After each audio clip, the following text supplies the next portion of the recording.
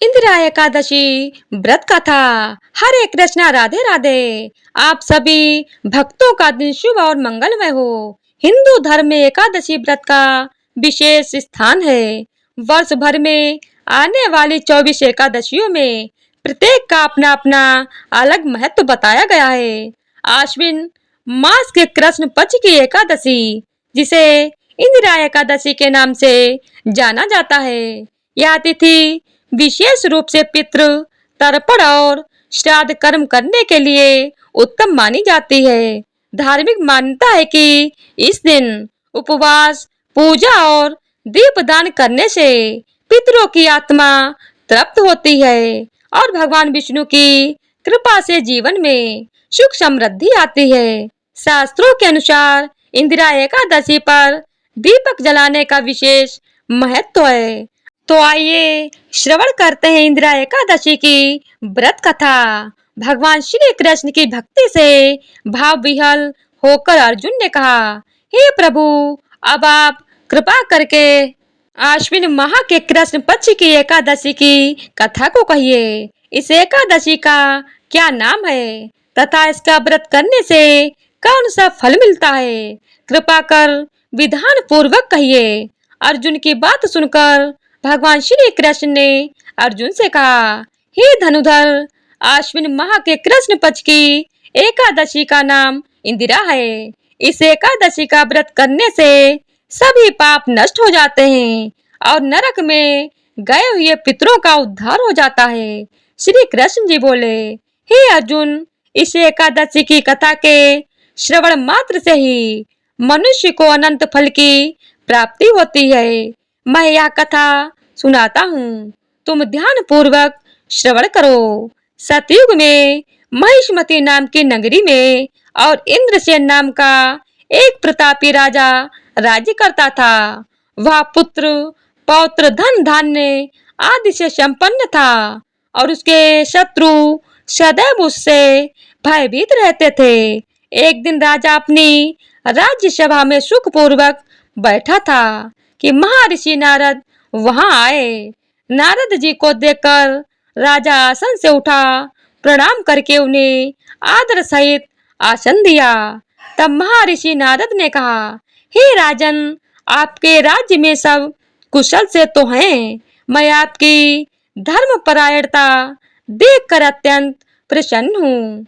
राजा ने कहा, हे देवऋषि नारद, आपकी कृपा से मेरे राज्य में सब कुशल पूर्वक हैं तथा आपकी कृपा से मेरे सभी यज्ञ कर्म आदि सफल हो गए हैं।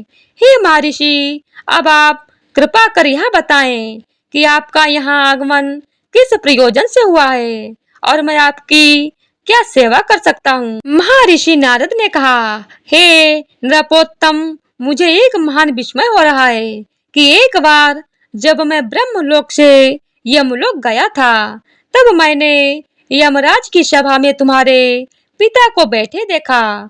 तुम्हारे पिता महान ज्ञानी, दानी तथा धर्मात्मा थे, परंतु एकादशी के व्रत के खंडित हो जाने के कारण यह यमलोक को गए। तुम्हारे पिता ने तुम्हारे लिए एक संदेश भेजा है।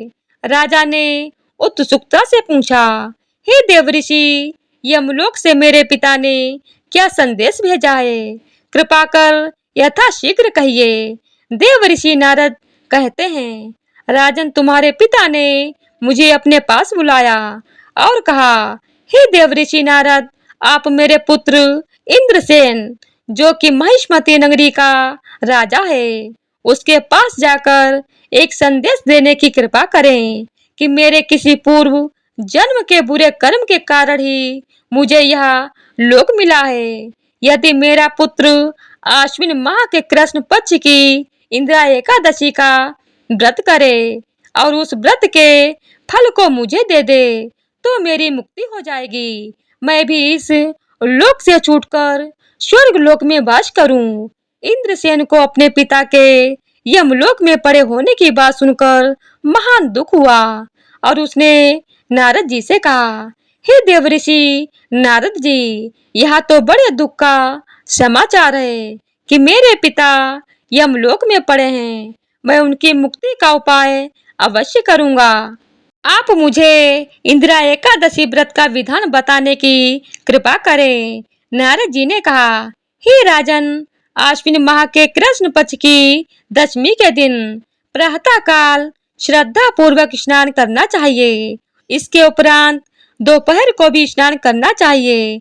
उस समय जल से निकलकर श्रद्धा पूर्वक पितरों का श्राद्ध करें और उस दिन एक समय भोजन करें और रात्रि को पृथ्वी पर शयन करें। इसके दूसरे दिन अर्थात एकादशी के दिन नित्य कर्मों से निवृत्त होकर स्नान आदि के उपरांत भक्ति पूर्वक व्रत को धारण करें और इस प्रकार संकल्प करें कि मैं आज निराहार रहूंगा और सभी भोगों का त्याग कर दूंगा। इसके उपरांत अगले दिन भोजन करूंगा।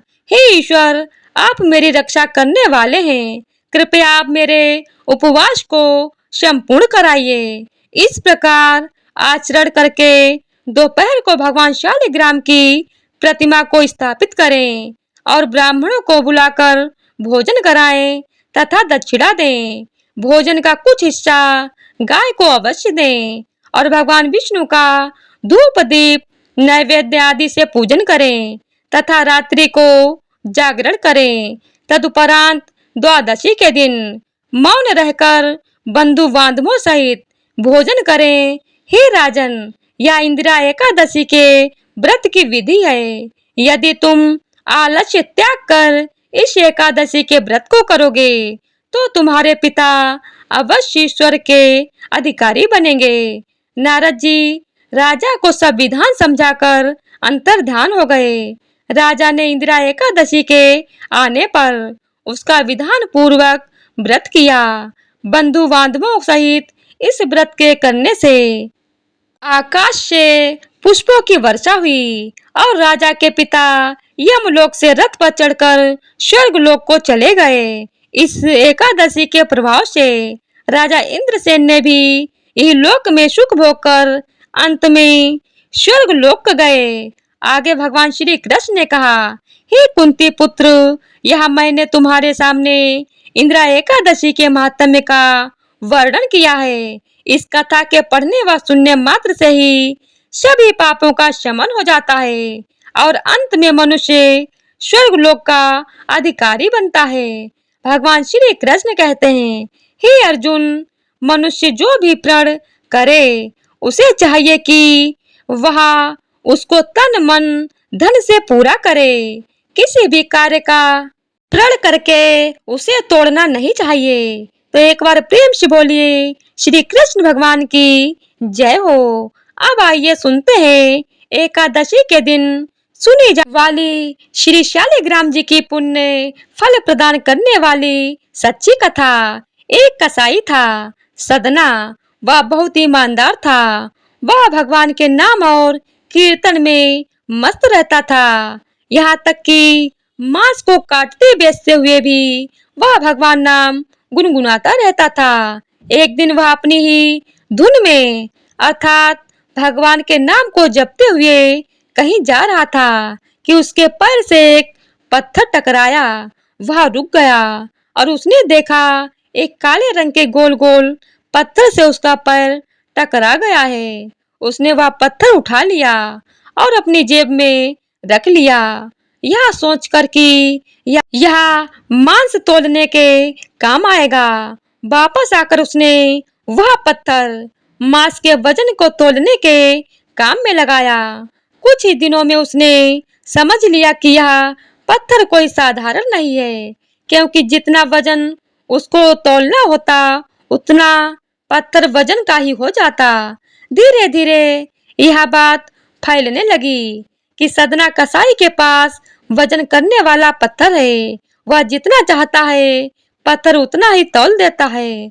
अगर किसी को 1 किलो मांस देना होता तो तराजू में उस पत्थर को एक तरफ डालने पर दूसरी ओर 1 किलो का ही मांस तुलता। अगर किसी को 2 किलो चाहिए होता तो वह पत्थर 2 किलो के भार जितना भारी हो जाता। इस चमत्कार के कारण उसके यहाँ लोगों की भीड़ जुटने लगी। भीड़ जुटने के साथ ही सदना के दुकान की बिक्री बढ़ गई। यह बात एक ब्राह्मण तक भी पहुंची।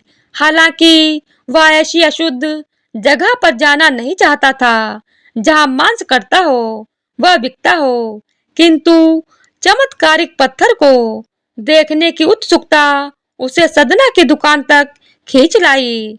दूर से खड़ा हुआ सदना कसाई को मांस तौलते देखने लगा। उसने देखा कि कैसे वह पत्थर हर प्रकार के वजन को बराबर तौल रहा था। ध्यान से देखने पर उसके शरीर के रोए खड़े हो गए। भीड़ के छटने अर्थात कम होने के बाद ब्राह्मण सदना कसाई के पास गया। ब्राह्मण को अपनी दुकान में आया देखकर सदना कसाई प्रसन्न भी हुआ और आश्चर्यचकित भी। बड़ी विनम्रता से सदना ने ब्राह्मण को बैठने के लिए स्थान दिया और पूछा कि वह उनकी क्या सेवा कर सकता है।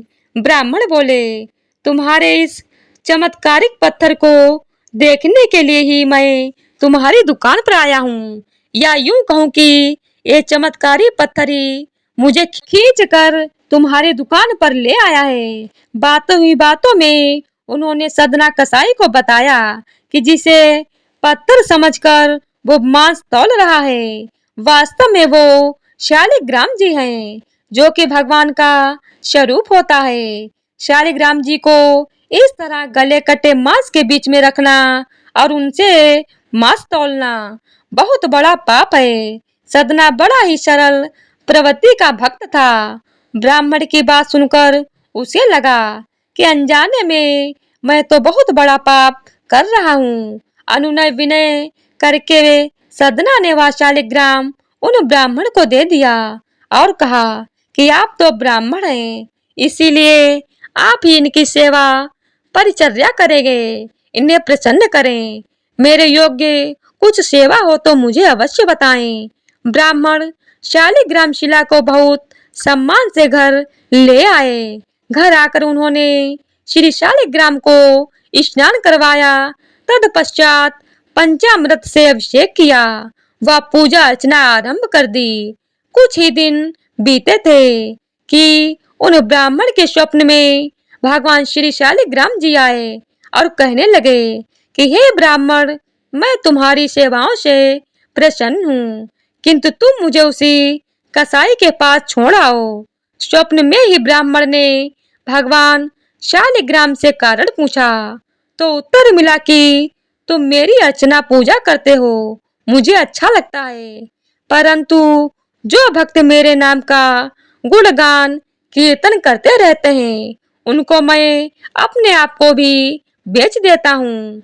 सदना तुम्हारी तरह मेरी सेवा नहीं करता, परंतु वह हर समय मेरा नाम गुनगुनाता रहता है, जो कि मुझे बहुत अच्छा लगता है, इसीलिए मैं तो उसके पास गया था। ब्राह्मण अगले दिन ही सदना कसाई के पास गया और उनको प्रणाम करके सारी बात बताई। तत्पश्चात श्री शालिग्राम जी को उन्हें सौंप दिया। ब्राह्मण की बात सुनकर सदना कसाई की आंखों में आंसू आ गए। मन ही उन्होंने मांस बेचने खरीदने के कार्य को तिलांजलि देने की सोची और निश्चय किया कि यदि मेरे ठाकुर जी को कीर्तन पसंद है तो मैं अधिक से अधिक समय नाम कीर्तन ही करूंगा। तो ऐसे हैं हमारे भगवान श्री शालिग्राम जी। भगवान तो बस भाव के भूखे हैं, जहाँ भाव होता है वहीं भगवान होते हैं। तो एक बार प्रेम से बोलिए श्री शालिग्राम भगवान की जय हो।